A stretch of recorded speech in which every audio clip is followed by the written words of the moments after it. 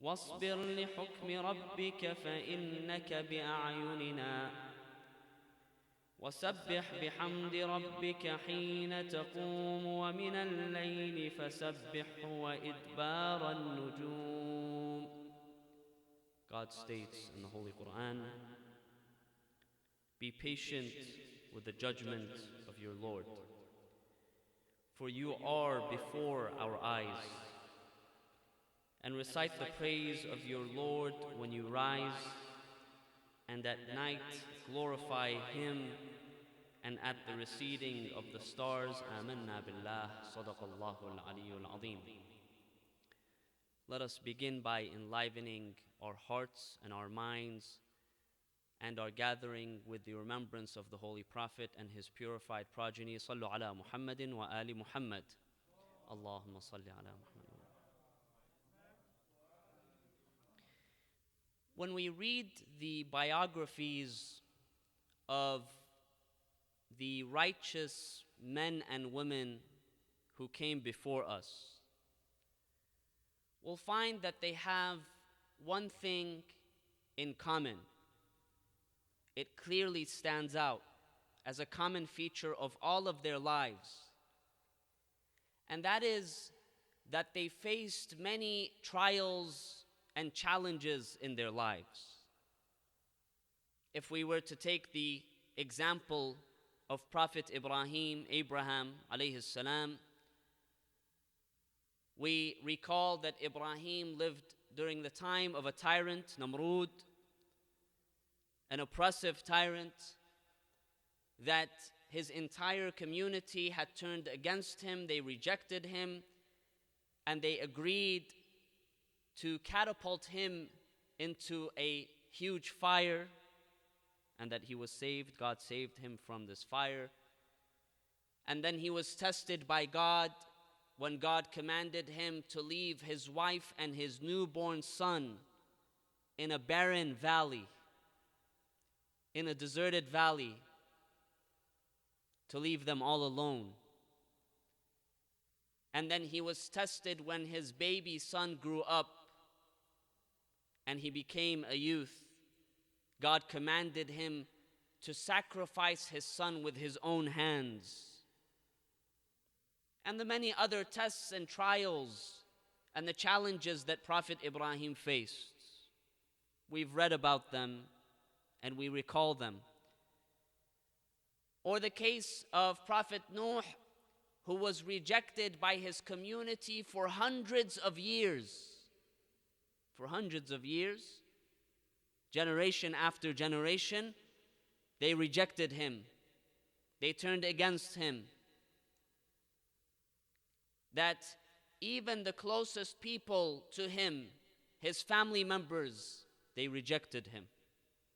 The Quran reminds us of his son, of one of his sons, where Nuh, he speaks to him and he tells him, he tries to convince him to join him before the flood appears. Yet his son rejects, to the point where God tells Nuh, leave him. He is not your son. He is not of you. Or the example of Maryam, Mary alayha salam, who was tested with not only bearing a child in an unnatural way, but to do so all alone. She carried the child and she bore the child all alone, with no assistance, with no help. And then when she returns to her community questions her honor and her chastity, and they accuse her of immoral acts. These are very difficult challenges if we think about them, brothers and sisters. They are various challenges. Challenges with one's family members, with one's closest, those who are closest to you, with larger society, with all sorts of trials and difficulties. Or we take the example of our Prophet Muhammad sallallahu alayhi wa alihi wa sallam. Allahumma salli ala Muhammadin wa ali Muhammad. Who was tested so many times during his life. He was born an orphan. He lost his father even before he was born. He lost his mother at a young age. He then lost the protection of his grandfather. He lost the protection of his beloved supporter, Abu Talib, an uncle. He lost the support of his beloved wife, Khadija alayha salam. He was attacked left and right. His community attempted to kill him, to assassinate him repeatedly. He was pelted with stones and with rocks. And many of the other challenges. He lost his sons, his own sons. And many of the other challenges and the trials that the Prophet, peace be upon him, faced during his life. And thus we see that the Quran in many places consoles the Prophet and encourages the Prophet. For example, in Surah Al-Sharh, chapter number 94, Allah subhanahu wa ta'ala reminds the Prophet of 3 favors, 3 blessings that He has given him in order to console him, in order to relieve the burden on the heart of the Prophet. He tells him, Bismillah ar-Rahman ar-Rahim, Alam nashrah laka sadrak? Ya Rasulullah, did we not, God says, did we not expand your chest? Meaning give you ease, give you a greater intellectual and spiritual capacity. Alam nashrah laka sadrak wa wada'na anka wizrak alladhi anqadha dhahrak. And we lifted the burden off of your back. It was weighing down on you, the various burdens that you held. Not just his personal burdens, but also the burdens of conveying the message. The Prophet is reported to often have wept when he would go to the community and he would speak to them. They would reject. He would weep, not because he was rejected, but because he felt bad. He felt bad that he was not able to convince the people to come to the truth and to see the truth. And this weighed heavily on the heart of the Prophet. This is why Allah tells us in Surah Taha, God says, Taha ma anzalna alayka al-Qur'ana litashqa. This is a heavy burden that you are carrying on your heart and on your back. So God says, number 2, Alam nashrah laka sadrak wa wada'na anka wizrak alladhi anqadha dhahrak. We lifted the burden. This is number 2. And number 3, wa rafa'na laka dhikrak. And we elevated you in your renown. The one who was rejected by the closest family members, his friends, others around him, they rejected him, his tribe, his clan, the community rejected him. They oppressed them, they placed a siege on them, they attacked them. Allah subhanahu wa ta'ala elevated his name so that his name and his message would reach all corners of the globe. Everyone would hear the name of Muhammad sallallahu alayhi wa alihi wa sallam.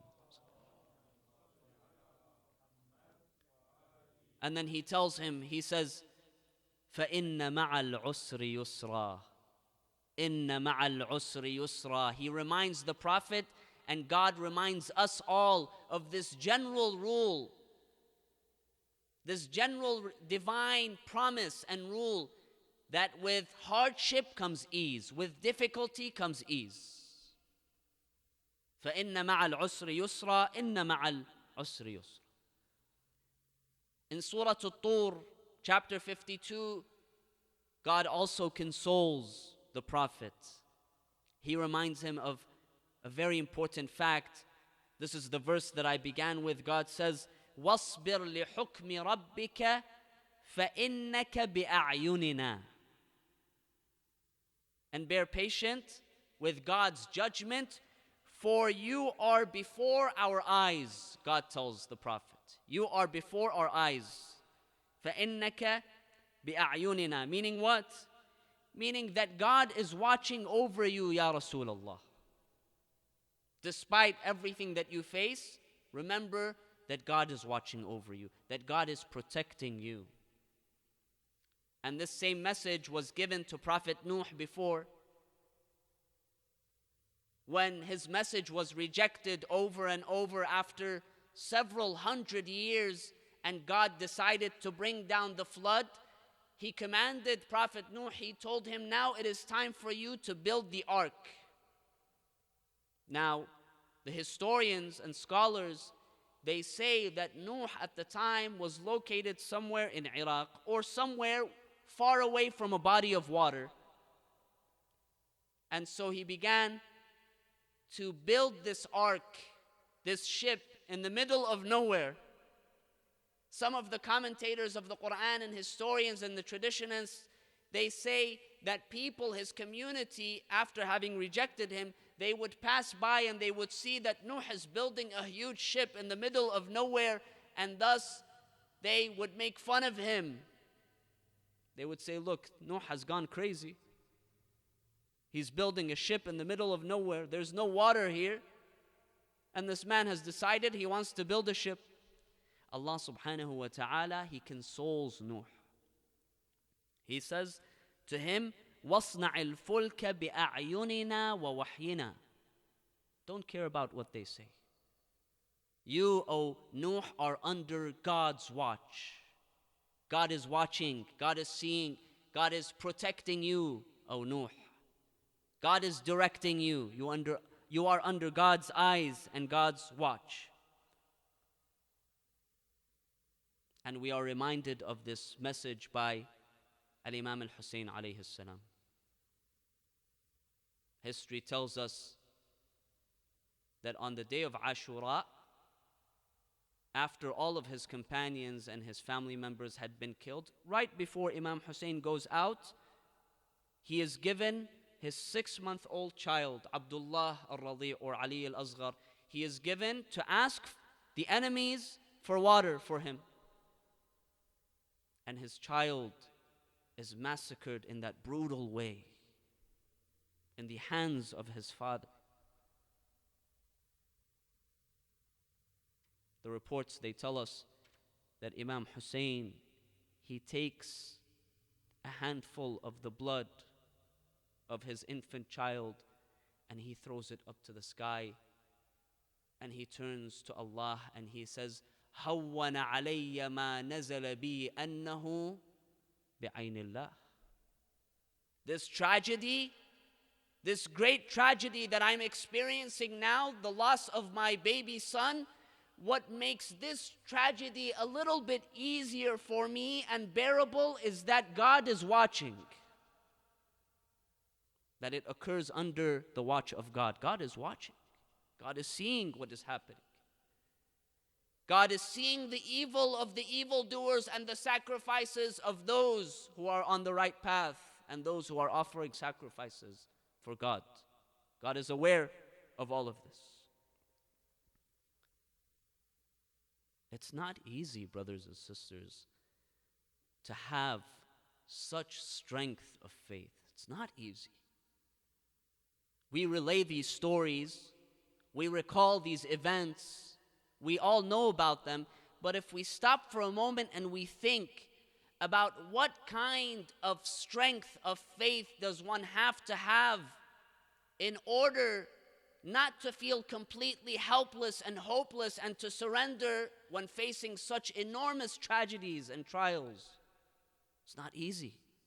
You have to have very strong faith, very strong iman in order to be able to do so.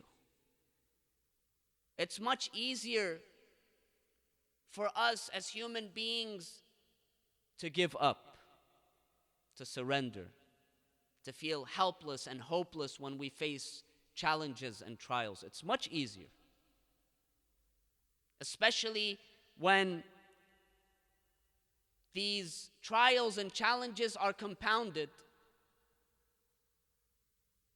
many people now, during the time that we live in right now, this age of pandemic, we find that some of us, or those who we know, others, the challenges that they face have compounded on top of one another. Some have become ill. They may have lost their jobs. They may have lost loved ones. They may be having difficulties with family members in their relationships. All of it gets compounded. And so it's very easy to give up and to surrender. In fact, just today, a few hours ago, I heard a report, I don't know the accuracy of this report, of a man in Iraq. Many of you, you know the situation in Iraq. The situation in Iraq in terms of the economy, in terms of healthcare, electricity, all of the bad things. And this is not specific to Iraq, many other countries in the world.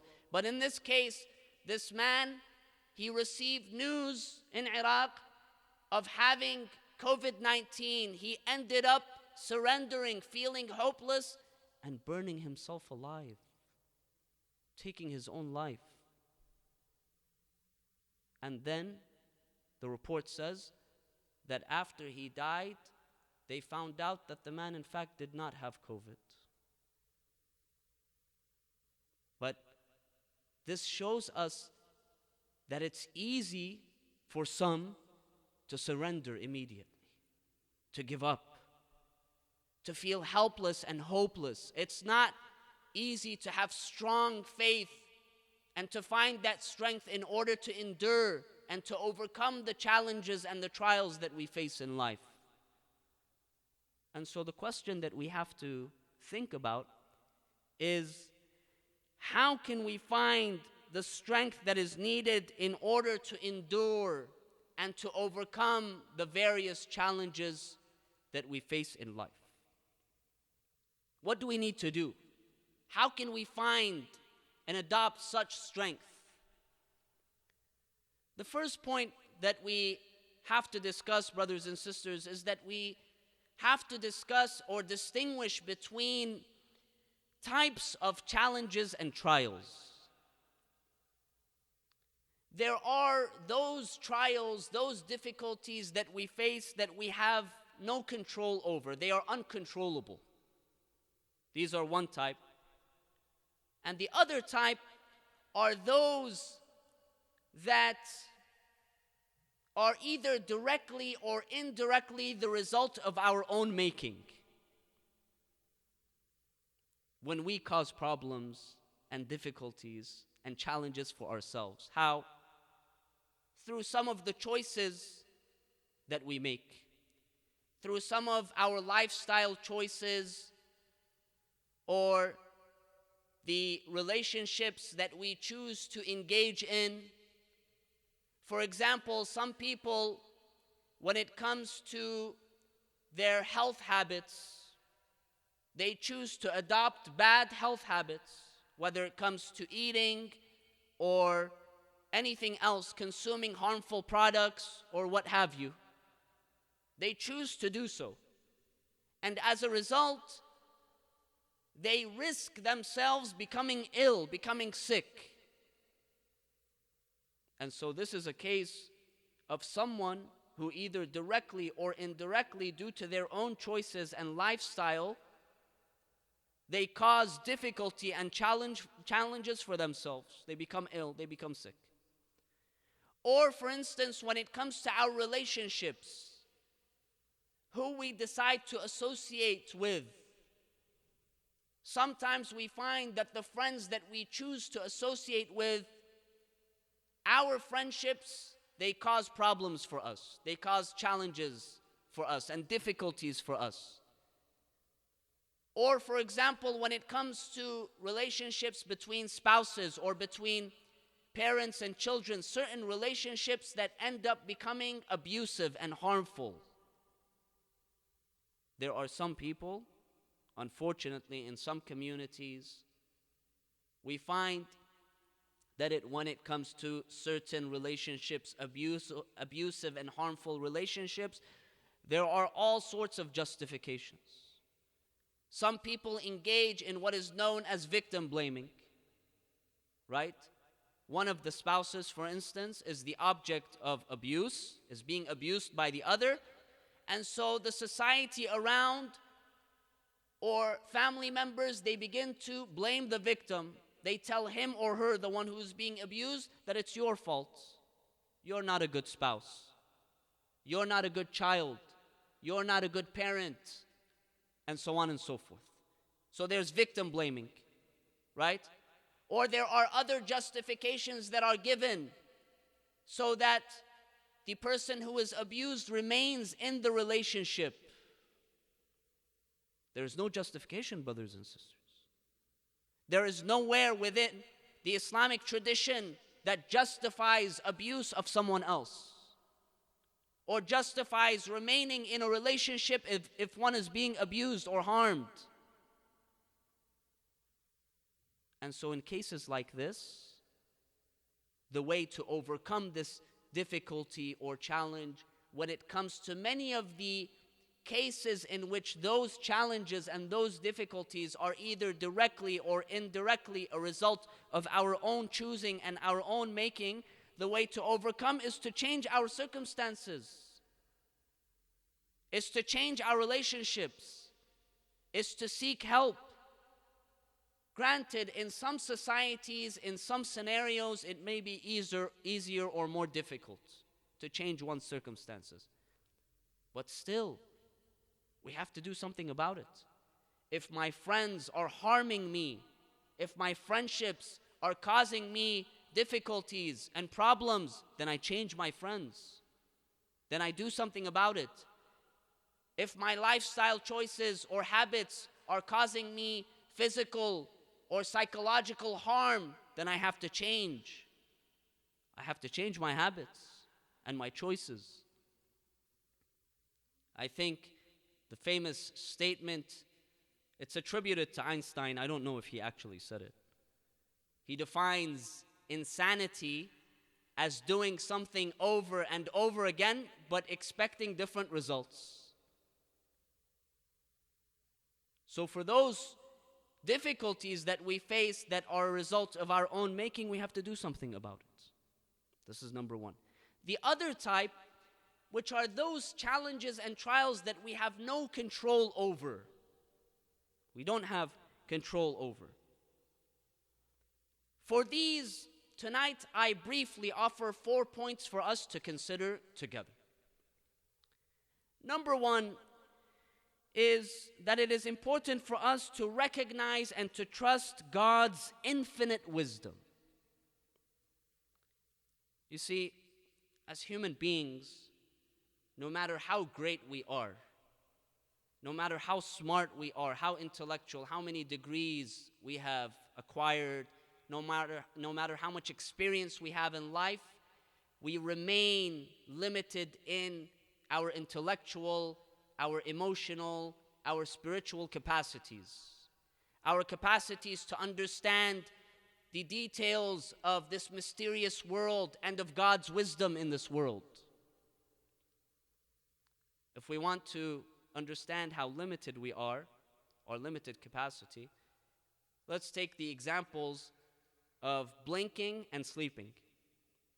I was reading that the average human blinks about 29,000 times a day. 29,000 times a day. And that this adds up to spending about 10% of our waking hours with our eyes shut. We're awake, but our eyes are shut for about 10% of the time that we're awake. When it comes to sleeping, the average human in their lifetime spends about 230,000 hours asleep. Right? If you sleep for about 8 hours a day, some people more or less, but on average, if you sleep for 8 hours a day, then you are asleep for 1/3 of your life. So if you live to be 75, 25 of those years, you are asleep. You're dreaming. You're in a different world.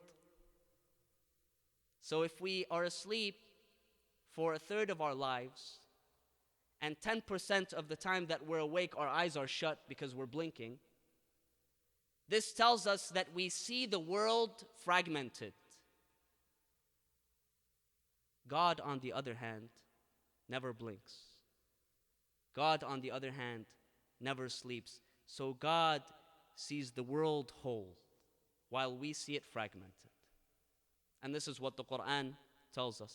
Allah subhanahu wa ta'ala says in Ayatul Kursi, Allahu la ilaha illa huwa al-hayyul qayyum, la ta'khuduhu sinatun wala nawm. That God does not sleep. Nothing passes by God. God is aware of all things. By the way, since we brought up Ayatul Kursi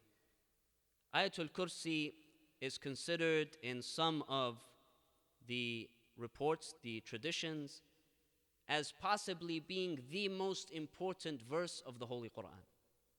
In some traditions, they tell us that Ayatul Kursi is the most important verse of the Quran, and it is known that the recitation of Ayatul Kursi, it helps in securing physical and spiritual protection for us. This is why we're always encouraged to recite Ayatul Kursi, to memorize it, and to recite it every time we go out, we leave our homes, we get into our cars, we travel, we engage in business, we do work, to constantly recite Ayatul Kursi. Absolutely. I remember a few years ago, my son was in his early years of elementary school. So I was driving him to school one day. He was sitting back in his booster seat. And suddenly, in the morning, he called out from behind the back seat. He said, "Baba, who's protecting you, God or the angels?" So I told him, "What do you mean? I don't understand. What do you mean?" He told me, "How many times did you recite Ayatul Kursi today?" I told him, "Once." He said, that means that the angel is protecting you, but God is protecting me, because I recited Ayatul Kursi 4 times and you recited it 1 time. He reminded me of the famous hadith that says that the one who recites Ayatul Kursi once, God commands 1 angel to protect them. Whoever recites it twice, 2 angels are sent to protect him. The one who recites it 3 times, 3 angels are sent to protect him. The one who recites it 4 times, God tells the angels, "Move away, I will protect him myself."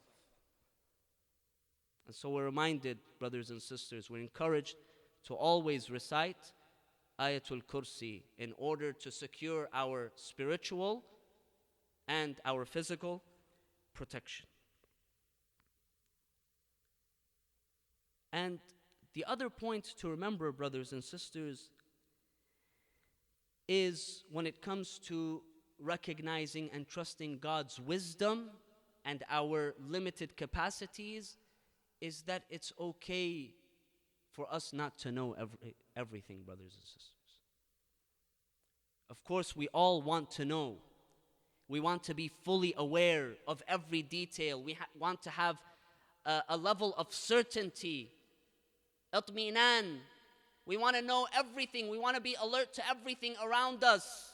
But as believers, as a sign of the maturity of our belief, is that we are okay to having a bit of mystery in our lives, of not knowing. In fact, this is what the Quran reminds us of often. Allah subhanahu wa ta'ala says in Surah Al-Baqarah, Alif Lam Mim, ذَلِكَ الْكِتَابُ لَا رَيْبَ فِيهِ هُدًى لِلْمُتَّقِينَ الَّذِينَ يُؤْمِنُونَ بِالْغَيْبِ. Those who what? Those who believe, who have faith in the unseen. Meaning that there are some things they do not see, they're not aware of through their sight, they do not have total knowledge of, but they believe in them.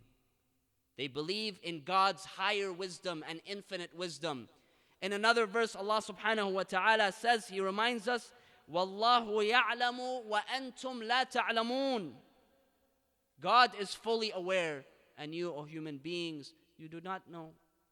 You do not have absolute knowledge of affairs. So this is point number one, to recognize and trust God's wisdom. Point number two is this idea that our Islamic theologians have reminded us of and have spoken about extensively, and it is that God never overburdens us. And the Quran tells us clearly, Allah subhanahu wa ta'ala says, لا يكلف الله نفسا إلا وسعها. That God never overburdens a soul, burdens it with something that it is not capable of overcoming, of bearing.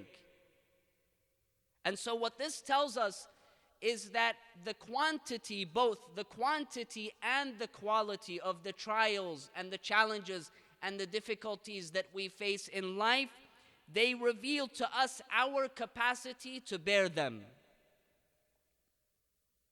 Now this might sound counterintuitive to some. صلوا على محمد وآل محمد.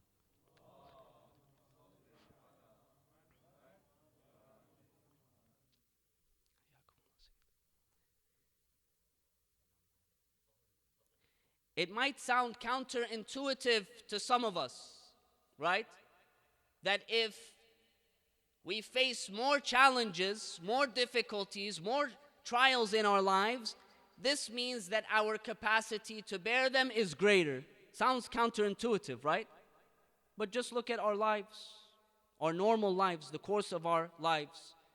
When it comes to our education, our school, our work, we find that in school, every time that we pass a certain level, or at the end of every class or every grade, we are tested. And those who are successful, they pass on to the next grade, and so on and so forth. With every grade that we move to, the type, the quality, and the quantity of examinations becomes more and more difficult. It doesn't become easier. It becomes harder. Why? Because our capacity to engage those trials and those tests, our capacity is greater. And the same goes for our work. The more difficult our work is, or the more difficult our level is up in work, the more difficult our trials are. And so the quantity and the quality of the trials and the tests that we face, they reveal our capacity to bear them. And we are given the greatest example of this by the prophets and the imams and the righteous that came before us.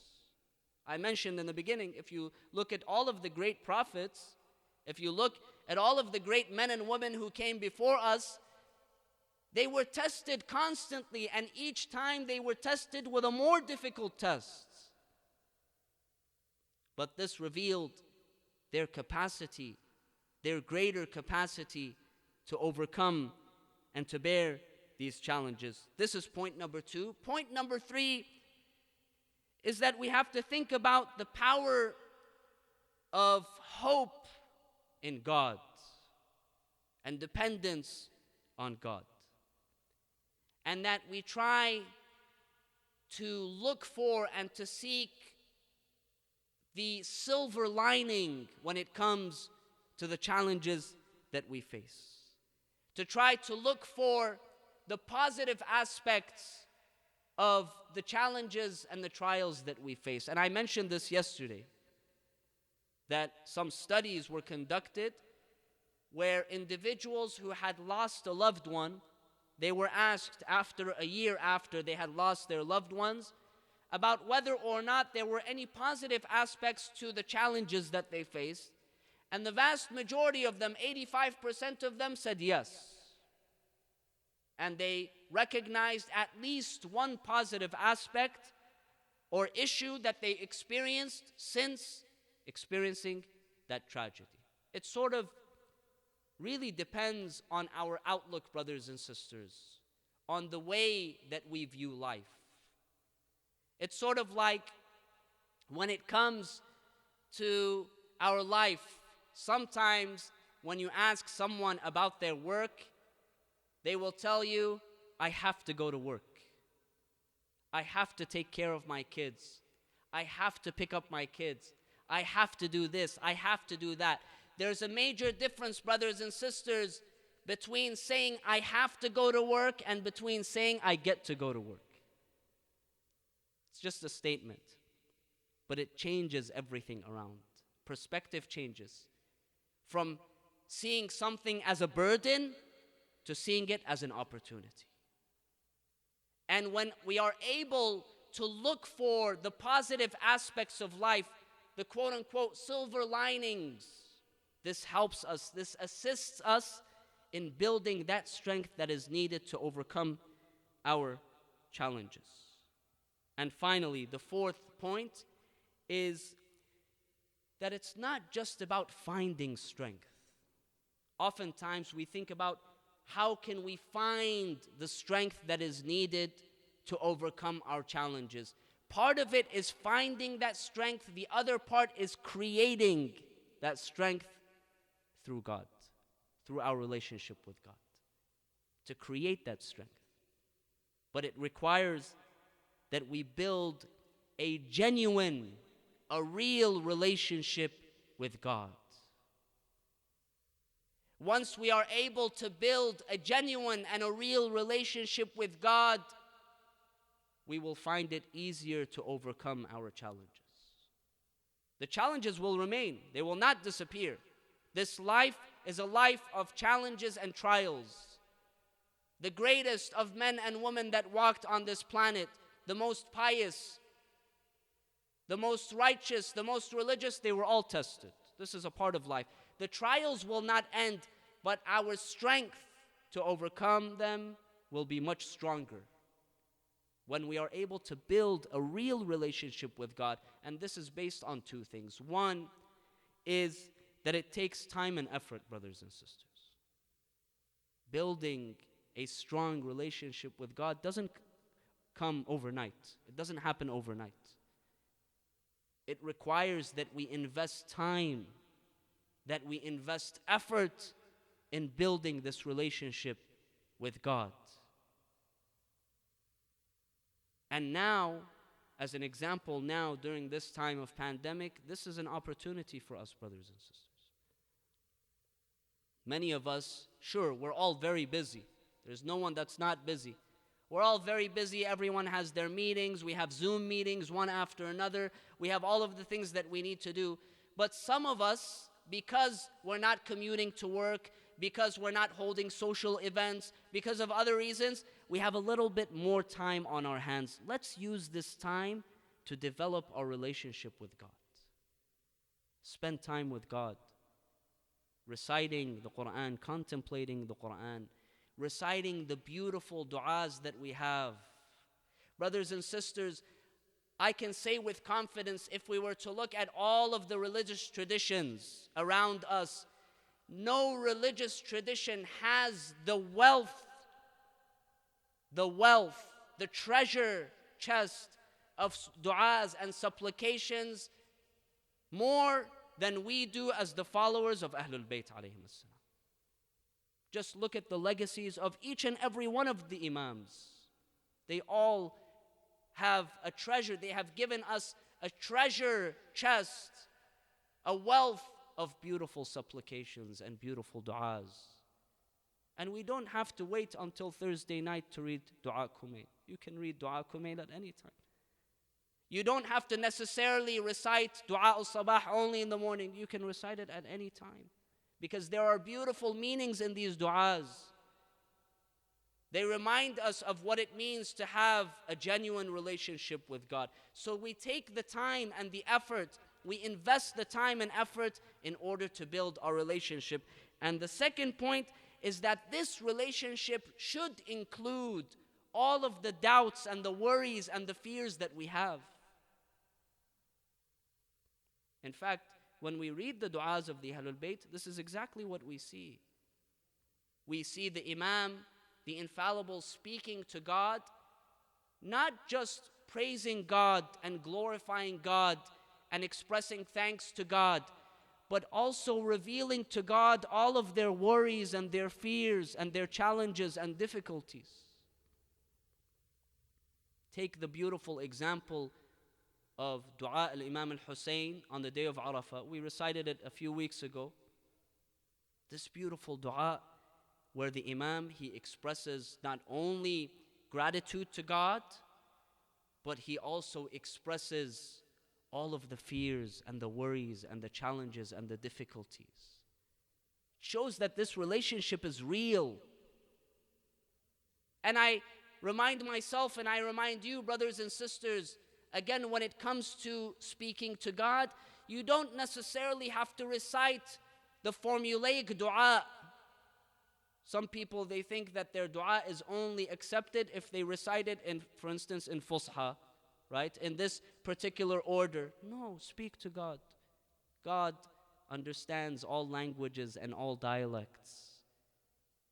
This is what it means to have a real, a genuine relationship with God. And thus, this is how we realize the strength of Iman. This is why when Imam Hussein alayhi salam, he pronounces, he says, هَوَّنَ عَلَيَّ مَا نَزَلَ بِي أَنَّهُ بِعَيْنِ اللَّهِ. After experiencing that great tragedy of the killing of his son in his own hands, we realize how the Imam is able to say such a phrase because of the strength of his Iman, the strength of his dependence on God, his relationship with God. He knows that everything is being seen and perceived by God. And so we find this expression of strength of faith. And there was another expression of the strength of faith in relation to Karbala and Ashura, and that was of Sayyida Zainab alayhi salam.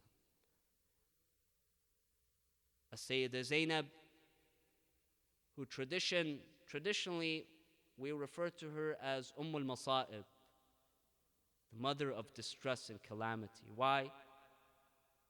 Because she experienced all types of calamities. Sayyida Zainab alayhi salam, on the day of Ashura, she stood and she saw the massacre of everyone before her eyes. One by one. For those who have had the honor to visit Karbala, you notice that next to the shrine of Imam Hussein, there's an area, a little hill, it's called Tellu Zainabi. It's a little hill, and tradition says that Sayyida Zainab, she would go there and she would look at the battlefield. And so she experienced with her eyes, she saw everything. She saw the murder of all of the companions one by one. She saw the killing of her own sons on the battlefield. She saw the killing of her nephews on the battlefield. She saw the murder of her brothers on the battlefield, each and every one of them. And then she experienced captivity. She saw the women and the children running around from tent to tent. She experienced them being taken captive. She experienced the illness of Al-Imam Zainul Abidin and having to protect him and having to protect the women and the children. She experienced all of these calamities one by one. And then when she was taken into the court of Yazid, Yazid asks her, "O Zainab, كيف رأيتي صنع الله بأخيك?" How do you see what God has done to your brother and to your family members? As-Sayyida Zainab alayha salam, she stands proud and with all strength, she says, "ما رأيت إلا جميل." I have not seen anything but beauty. Ya Zainab, what kind of faith and strength do you have to be able to say this? But this is Zainab. She came prepared. This is Zainab who is full of strength of iman and recognition of her objective. She came prepared to Karbala. I want to recall for you just one scene of a Sayyidah Zainab. After Imam Hussein, all of his family members, they had been killed and they left him. He prepared to go out onto the battlefield himself. He went to bid farewell to the women and the children and to his son Zainul Abidin. Then he goes out and he calls for his horse. As Sayyidah Zainab, she brings him his horse. He goes onto the horse. He turns towards the battlefield. He proceeds towards the battlefield. Then he hears a sound calling him from behind. Oh, my brother, come back. He turns around and he sees a Sayyidah Zainab calling for him. He turns and he comes back to her, racing towards her. She tells him, my dear brother, I want you to come down from your horse. He tells her, why, Zainab? She says, I have one final thing to do. He comes down from his horse. He proceeds towards his sister Zainab. She tells him, my dear brother Hussein, I want you to expose your chest for me. He exposes his chest for her. She takes him and she kisses him on his chest. Then she turns towards Medina. She says, oh my mother, I have fulfilled my promise to you. Allahu Akbar. Imam Hussein, he tells her, my dear sister Zainab, what is this promise that you fulfilled? He tells her, she tells him, my dear brother Hussein, during the final moments of our mother's life, she brought me close and she told me, my dear daughter Zainab, there will come a time when your brother Hussein will be all alone in the desert, when he will have no support and no help. On that day, I want you to convey my regards to him and I want you to kiss him on my behalf. Inna lillahi wa inna ilayhi raji'un. وسيعلم الذين ظلموا أي منقلب ينقلبون والعاقبة للمتقين. صلى الله وسلم عليك يا سيدي ويا مولاي يا أبا عبد الله وعلى الأرواح التي حلت بفنائك.